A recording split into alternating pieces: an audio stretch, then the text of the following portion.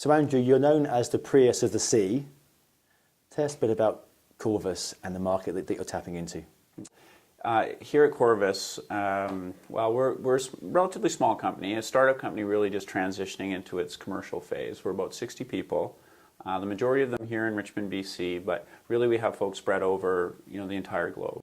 What we do is large lithium-ion battery systems, in particular for the marine industry. That's where the roots of the company are. That's what the founders were thinking of when they came up with the product. To what degree does the success that Tesla's been experiencing in the auto space help your business? Certainly not a one-to-one relationship, but it's what Mr. Musk is doing is creating a milieu where there's people have more confidence and think of battery technology for driving things. And ultimately, that's what we're about, powerful batteries that drive things, that work in things that move. So it does create a milieu. I think the other thing with what he's doing with his gigawatt factory is sort of addressing the big problem that the industry has faced, not only the electric vehicle industry, but our industry, which is getting enough volume so that the production costs for the actual battery cells start to come down.